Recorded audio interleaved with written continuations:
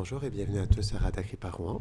Aujourd'hui, nous allons partager un verset du Srimad Bhagavatam, deuxième chant, chapitre 10, verset 24. Om Namo Bhagavate Vasudevaya.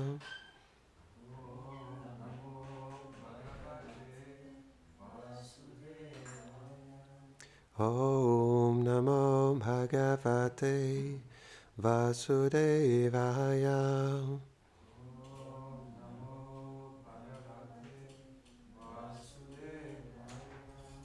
Om Namo Bhagavate Vasudevaya.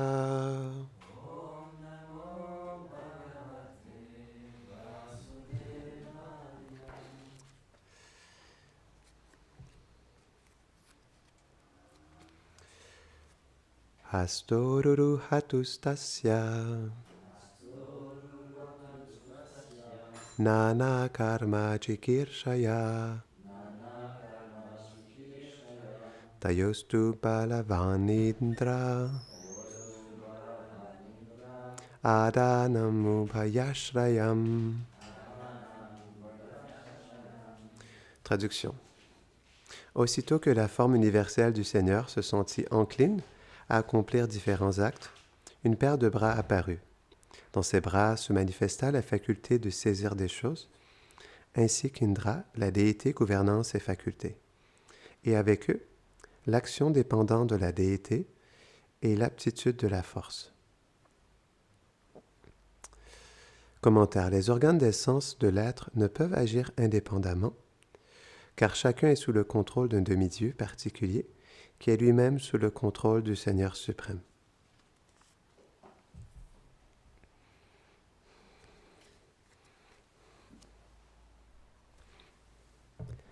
Om Gyanati Mirandasya Gyanam Jarasharakaya Chakshurun Meritam Jaina Tasmai Shri Gurave Namaha Shri Chaitanya Manobhishtam Stapitam Jaina Bhutalehi Swayam Rupa Karamayam Dharati Svapadantikam He Krishna Karuna Sindhu Dima Dina Bandho Jagat Patehi Gopesha Gopika Kantha Radha Kanta Namostute Tapta Kanchana Gaurangi Radhe Brindavaneshwari Vrishabhanu Sute Devi Pranamami Hare Priye Vanchakalpatarupyashta Kripa Sindhubhya Hivachaham Patitanam Pavanebhyo Vaishnavebhyo Namo Namaha Jaya Shri Krishna Chaitanya Prabhu Nityananda Shri Advaita Gadadhara Shivasadi Gaura Bhakta Vrinda Hare Krishna Krishna Krishna Hare Hare Hare Rama Rama Rama Hare Hare Namo Vishnu Padaya Krishna Prasthaya Bhutare Shrimate Bhaktivedanta Swaminiti Namine Namaste Sarasvati Deve Gauravani Prachadinehi Niveshesha Shunnavadi Pashtatyade Shatadine.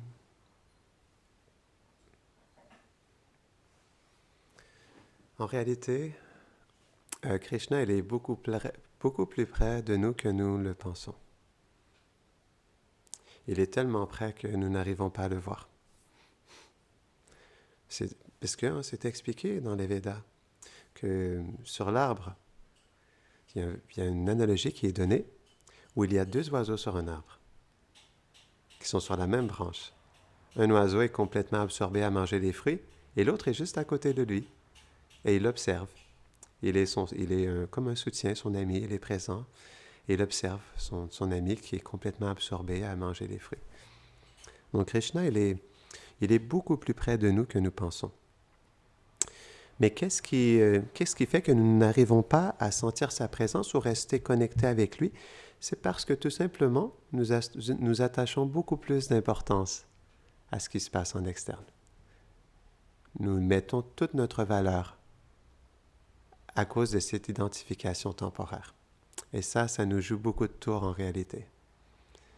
Cette identification, elle fait en sorte que, au lieu de voir Krishna, on voit c'est Krishna, tout ça, c'est ses énergies, mais on voit autre chose que Krishna à cause de cette fausse identification.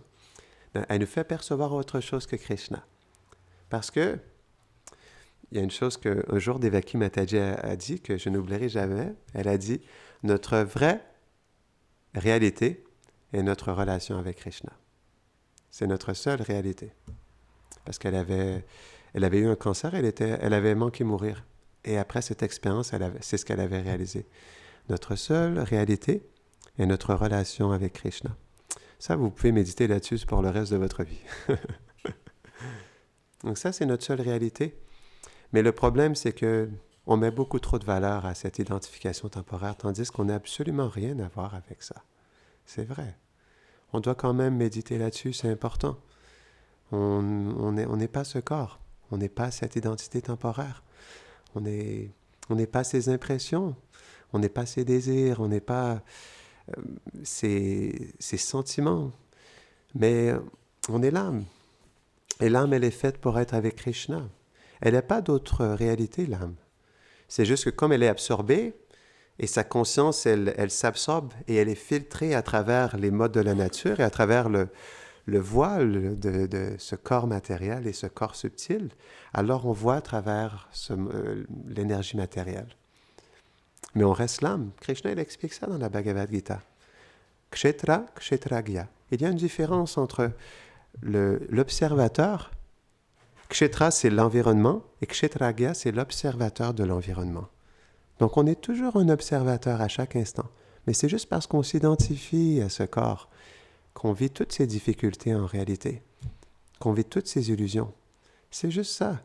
En réalité, c'est juste un voile qui nous couvre de Krishna. Il y a juste ça, parce qu'on expliquait, Krishna il est beaucoup plus près de nous que nous pensons. Donc, il y a juste une fine couche. On ne peut pas dire que cette couche matérielle, elle est plus épaisse ou plus forte que notre âme, parce qu'on est une parcelle de Krishna. On ne perd pas notre brillance, notre radiance, on ne perd pas notre qualité primordiale, comme l'explique Bhaktivinoda Thakur dans le Harinam Chintamani, qui est de prendre refuge en Krishna. Donc ça, c'est toujours présent. Et comme l'explique Bhaktivinoda Thakur, on a la graine du rasa dans notre cœur, de notre relation éternelle avec Krishna. Donc ça, c'est toujours là. Ça ne bouge pas. Mais c'est juste que, en réalité, c'est comme l'expliquait, on va répéter ça de Srila Prabhupada, simple pour les simples et compliqué pour les compliqués. C'est simple quand on s'identifie à notre vérité, et c'est compliqué quand on s'identifie avec l'illusion. C'est juste ça. Mais dès qu'on s'identifie avec l'illusion, c'est vachement compliqué. Parce que ce qu'elle est compliquée, cette illusion matérielle, parce que c'est les modes de la nature. La passion, l'ignorance et la vertu. Est-ce que c'est compliqué? C'est vrai, hein? Le faux ego, qui contamine tellement, qui nous adombe tellement, qui nous fait perdre tellement d'énergie. C'est simple quand on s'identifie à être un serviteur éternel de Radha et Krishna et un associé en devenir. Là, c'est simple. Il n'y a pas plus simple que ça. Mais comme c'est vrai que cette énergie matérielle, comme elle contient toutes nos impressions passées à travers le corps subtil, c'est vrai que c'est compliqué. Il y a plein d'impressions qui sont là, il y a plein de désirs. On a une nature qui est compliquée aussi, parce que c'est un mélange des modes de la nature, c'est pas parfait.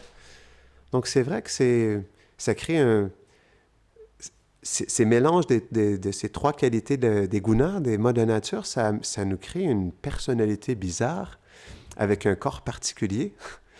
C'est expliqué que c'est rare qu'on ait un corps qui soit symétrique. Donc, moi, j'ai une oreille qui est plus haute que l'autre. Donc, à chaque fois que je vais me faire des lunettes, il faut qu'ils ajustent pour que mon oreille qui est plus basse s'ajuste à l'autre oreille. J'ai un œil plus gros que l'autre.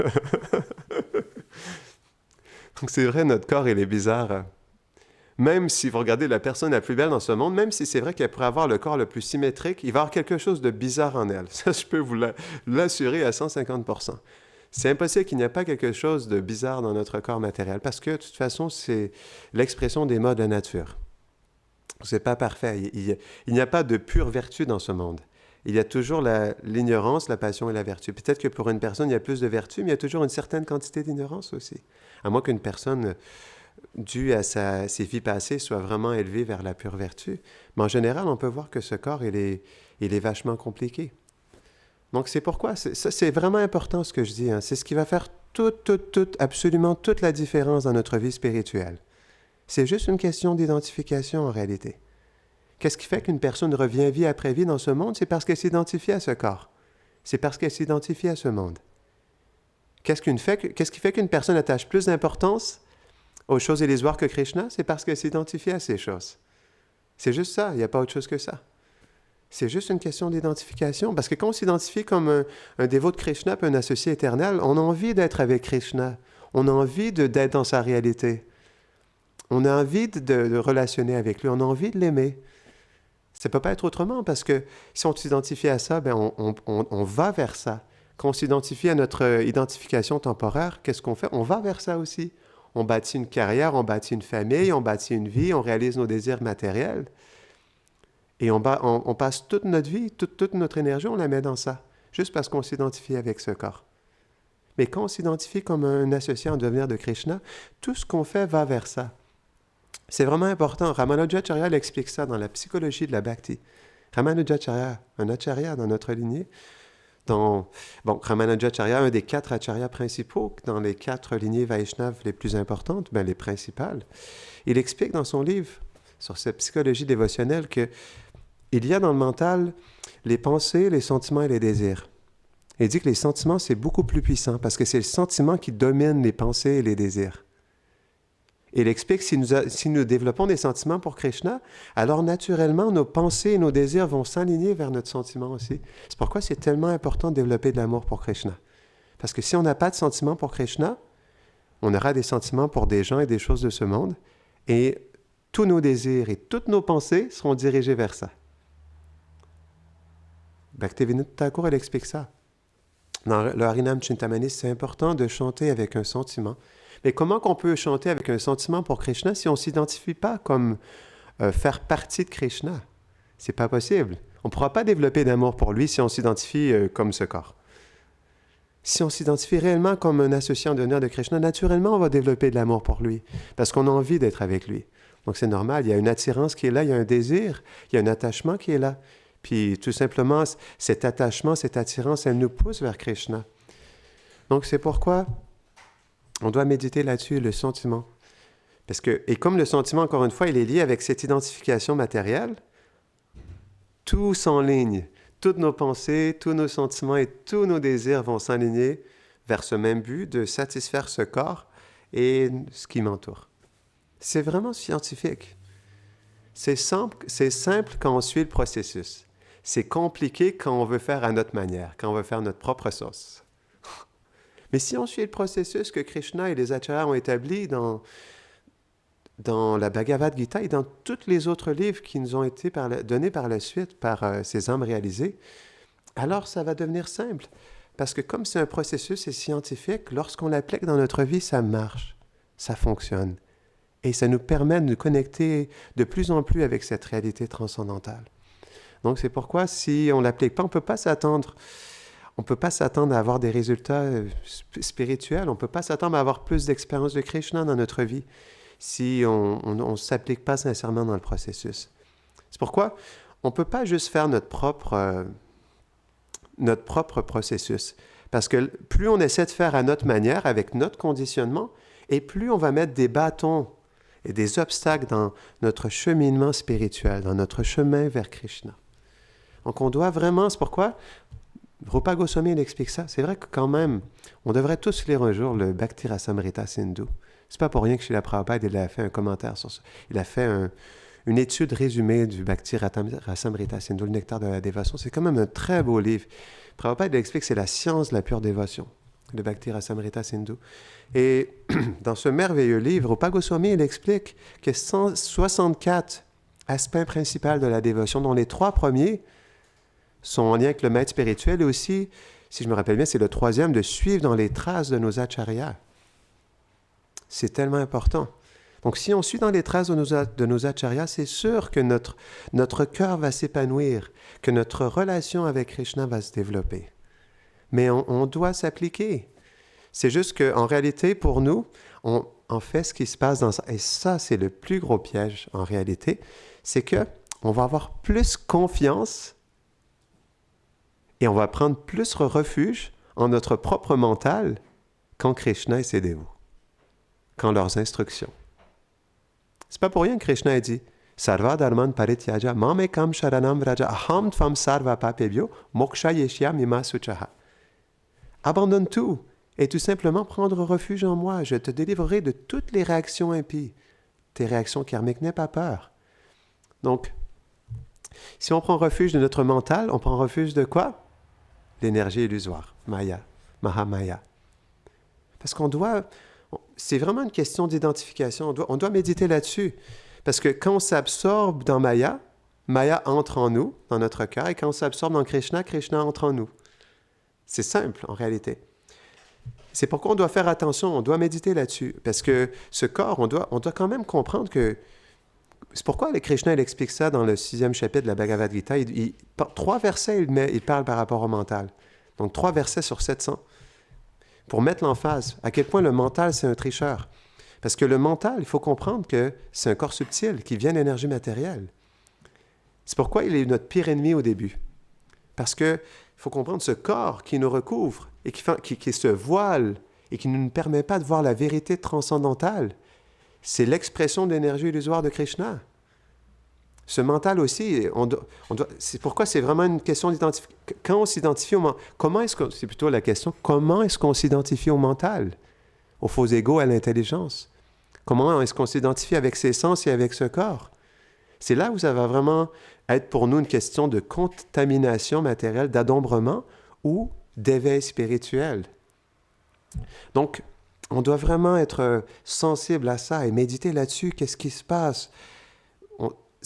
Prabhupada explique ça. On est conscient en premier et ensuite on est conscient de Krishna. Mais si on n'est pas conscient en premier des influences de cette énergie matérielle, comment est-ce qu'on va devenir conscient de Krishna? Ça ne sera pas possible. On doit être conscient en premier. Donc c'est pourquoi Krishna il met beaucoup d'emphase sur les modes de la nature dans la Bhagavad Gita. Un chapitre entier là-dessus.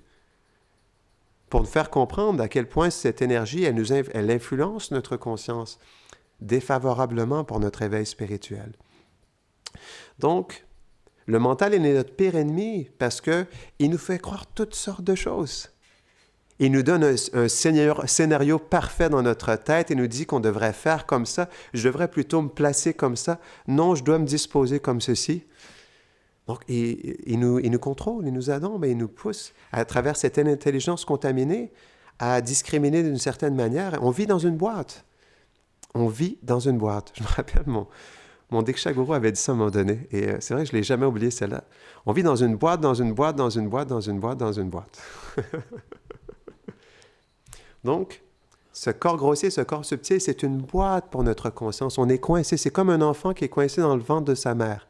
Notre conscience, elle est coincée dans cette boîte avec des fenêtres qui sont non seulement des fenêtres, mais aussi qui sont colorées par les modes de la nature. Donc, on regarde à travers ces fenêtres avec toutes ces couleurs. Et on vit à travers les meubles qui sont à l'intérieur de la maison, à travers ce qu'on peut faire à l'intérieur. On est vraiment coincé. Donc, c'est pourquoi, si on veut dépasser ça, on doit commencer par observer, puis ensuite s'identifier différemment. Plus on s'identifie à Krishna et son monde merveilleux, et plus tout va changer dans notre vie. C'est vraiment une question de conscience, parce que comment on est conscient de notre identification spirituelle ou temporaire, c'est ça qui va nous placer différemment par rapport à ce monde. Et c'est pourquoi Krishna, il nous donne la Bhagavad Gita aussi. C'est des moyens pour justement élever notre conscience au-delà des modes de nature, pour agir en connexion avec Krishna, en relation avec lui. Donc, c'est pourquoi on doit être... C'est vrai, Gurudev aussi, il met souvent cette emphase-là, on doit méditer. On doit avoir une introspection. Parce que sans ça, on tombe dans le piège de cette influence matérielle et on reste coincé dans cette boîte. Et on ne peut pas s'émanciper. On ne peut pas dépasser ça. Puis se connecter plus avec Krishna parce que, je vais revenir à ce que je disais au début, c'est vraiment important. Krishna, il est vraiment proche de nous. Tellement proche de nous. En réalité, je l'ai déjà souvent dit, mais c'est pour nous donner encore une fois encore plus d'appréciation pour la présence de notre maître spirituel dans notre vie au quotidien. Srila Prabhupada, tout de même, il explique dans le chapitre sur les maîtres spirituels, le premier chapitre du Chaitanya Charitamrita dans la Lila, il dit une teneur reportée qui m'a vraiment intéressé. Il dit, lorsque nous recevons l'initiation du maître spirituel, nous devons comprendre que nous recevons directement, nous recevons la miséricorde directe de Krishna. La miséricorde directe de Krishna. Et Krishna est dit à Uddhava dans la Uddhava Gita, un autre merveilleux chapitre du Srimad Bhagavatam, il dit « L'acharya, il est non différent de moi, non différent de ma personne, parce qu'il est intimement connecté à Krishna. » Et si on comprend que les maîtres spirituels, ils ont une relation avec Radha et Krishna, les maîtres spirituels qualifiés, surtout lorsqu'on parle d'un acharya, comme Srila Prabhupada. Donc, en réalité, Krishna, il est tellement plus près que nous parce qu'il nous donne son association. Radha et Krishna, en premier, nous donnent leur association à travers notre maître spirituel. Et ça, on devrait méditer là-dessus. On ne peut pas dire qu'on n'est pas connecté avec Radha et Krishna parce qu'on est connecté à notre maître spirituel. On ne peut pas dire qu'on n'est pas avec Radha et Krishna parce qu'on est avec notre maître spirituel. Ça, c'est une méditation qui est très importante. Ça commence par ça. Le maître spirituel, il est réellement le pont entre nous et Radha et Krishna, entre nous et Goloka Vrindavan. C'est pourquoi il est là, le maître spirituel. Il est le pont qui nous connecte. Et par sa présence, il manifeste la présence de Radha et Krishna, la présence du monde transcendantal. C'est pas pour rien que... Ouais, c'est Yudhishthir Maharaj qui dit à Vidura. C'est dans le premier chant du Srimad Bhagavatam, chapitre 3, verset 10, si je me rappelle bien. Donc, il explique à Vidura que, en fait, toi, tu vas dans les lieux de pèlerinage, mais tu es toi-même un lieu de pèlerinage parce que tu as Krishna dans ton cœur. C'est un beau verset, ça. Tu es toi-même un lieu de pèlerinage. C'est expliqué. On expliquait dernièrement qu'il y a différentes manifestations du Dham. Il y en a une cinquième. Est-ce que vous savez c'est laquelle? C'est très beau. Je vous pose la question. Quelle est la cinquième manifestation du Dham dans ce monde? Pensez-y un instant, par rapport à ce que je viens de dire. La cinquième manifestation du Dham, elle est le cœur du Vaishnava. C'est beau. Parce que le Vaishnava, il détient Radha et Krishna dans son cœur. Donc, naturellement, il contient aussi Vrindavan. C'est pourquoi le Vaishnava en lui-même, il est un lieu de pèlerinage. Et on sent ça qu'on voit dans les lieux où Srila Prabhupada était présent, même à Paris. Vous allez à Paris, dans le jardin des Tuileries, ouf, ça décoiffe. Hein? C'est très spécial. Le musée du Louvre, le jardin des Tuileries, ou dans d'autres endroits aux États-Unis, vous allez à Tompkins Square Park, Central Park, à New York. On sent tellement la présence de Prabhupada. Il y a un beau verset, je ne me rappelle plus dans les mots exactement, mais je crois que c'est dans le Chaitanya Bhagavat, où c'est expliqué que lorsque le Vaishnava, il marche, il manifeste le monde transcendantal. Lorsqu'il lève ses bras dans les airs, il manifeste la miséricorde du Seigneur. Il faudrait que je trouve le verset. Mais c'est très beau, ça montre à quel point, juste par sa présence, il manifeste tellement de miséricorde et de présence de Radha et Krishna et du Dham à travers ce verset. Donc aussi, c'est ça, même si on expliquait de toute façon que Krishna il est dans notre cœur, mais il y a quelque chose de très personnel par le fait que le maître spirituel il soit là. Et par sa présence et c'est par sa connexion de cœur, son cœur qui contient le monde transcendantal, il manifeste les déités. C'est pourquoi on voit avec Srila Prabhupada aussi comment il a manifesté toutes ces déités de Radha et Krishna partout à travers le monde.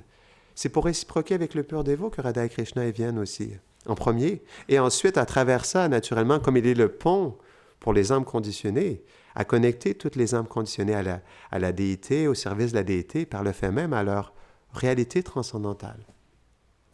Donc c'est pourquoi aussi on est très près et malheureusement, dû à notre identification matérielle, on n'arrive pas à apprécier ça. On n'arrive pas à en être conscient et à se connecter à ça. Et ça, c'est notre grande infortune, c'est une grande tragédie dans notre vie en réalité. C'est la plus grande tragédie dans notre vie. Pour nous qui sommes dans ce refuge transcendantal.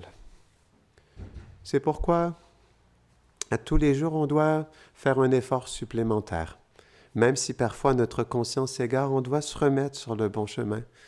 En prenant conscience de tout ce qui nous est donné, à quel point Radha et Krishna nous offrent leur présence, leur refuge, à travers le maître spirituel, la déité et toutes les personnalités qui sont présentes, qui nous donnent leur audience, à travers le commentaire du Srimad Bhagavatam donné par notre maître spirituel, à travers l'association avec les frères et sœurs, le service et les instructions qui nous sont données par notre maître spirituel.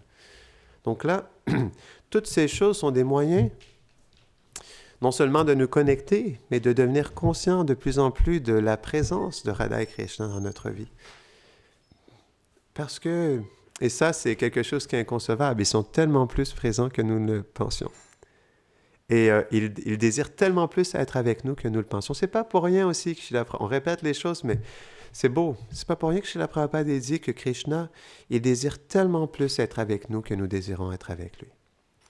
Prabhupada, c'est quelqu'un qui est très proche de Krishna. Donc le fait qu'il dise ça, il comprend le cœur de Krishna. Donc quand il dit ça, il comprend que Krishna, il désire être avec nous. C'est ça un associé éternel du Seigneur. Il est conscient du cœur de Krishna. Et quand Srila Prabhupada dit ça, c'est quelque chose qui est très beau. Parce que ça nous montre le désir personnel que Krishna a pour chacun d'entre nous. Et ça, on peut... En tout cas, moi, personnellement, je vis ma vie entière là-dessus. C'est comme le monde entier peut s'écrouler, mais que Krishna a envie d'être avec moi, je suis désolé, mais moi, ça, c'est mon cadeau le plus précieux. Parce que moi aussi, j'ai envie d'être avec lui. Vous comprenez? Donc, en fait, Krishna, à travers ça, il touche notre cœur.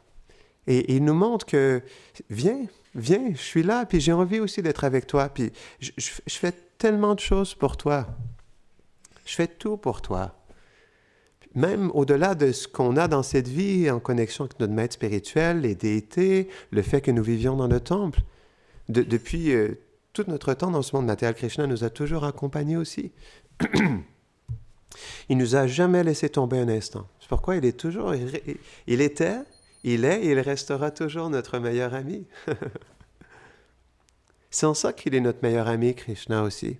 C'est qu'il est tellement présent.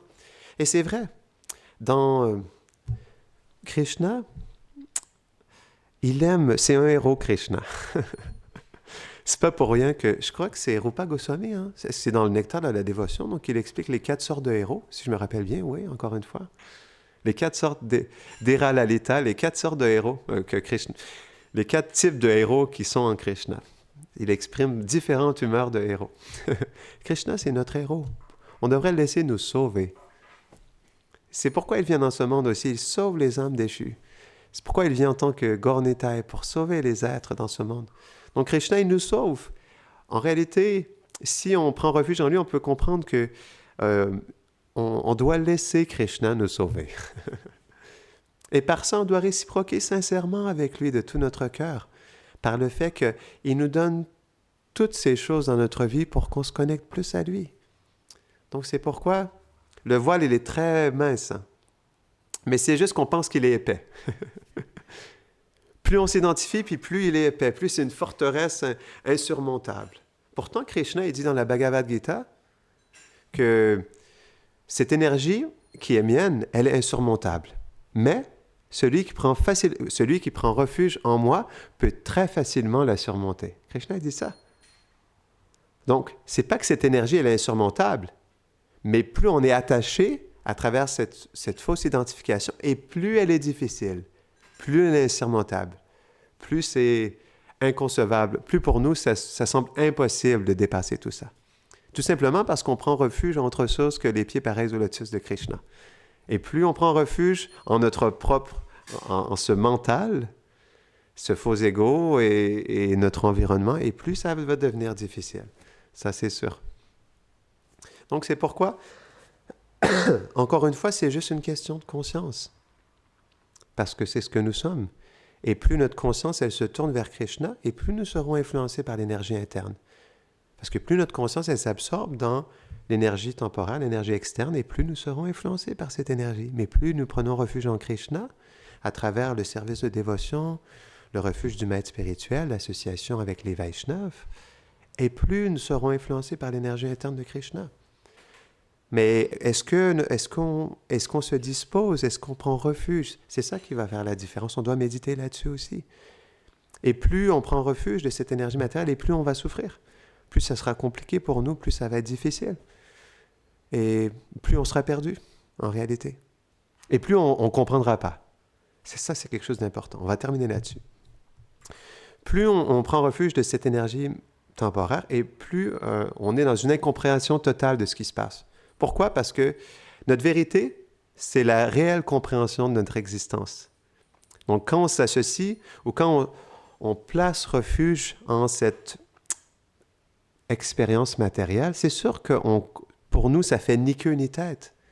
C'est incompréhensible parce qu'on n'a rien à voir avec ça, premièrement. Et en plus, les modes de la nature, ils sont compliqués comme ils s'entrechoquent et ils se mélangent les uns avec les autres. Donc, c'est sûr que c'est pourquoi, justement, dans notre relation avec les autres aussi, on ne comprend jamais rien. On ne comprend jamais rien chez les autres, en nous-mêmes. On ne comprend jamais rien de ce monde. Pour nous, c'est tout le temps une défaite, ou c'est tout le temps une injustice, ou c'est tout le temps une punition. Parce que on s'associe avec ça. C'est pourquoi on ne peut jamais rien comprendre de ce monde. Je suis désolé, c'est comme ça.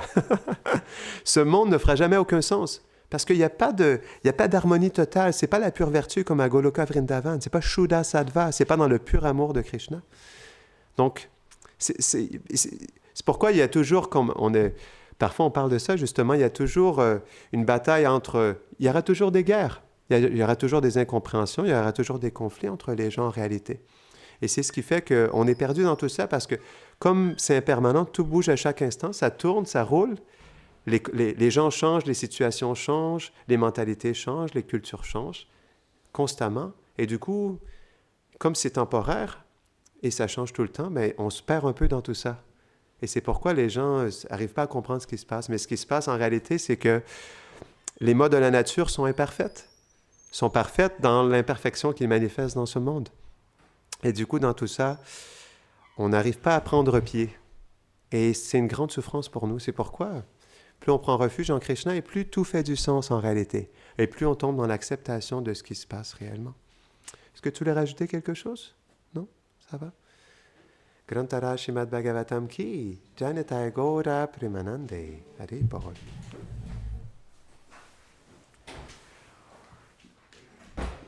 C'est évident, mon cher Watson.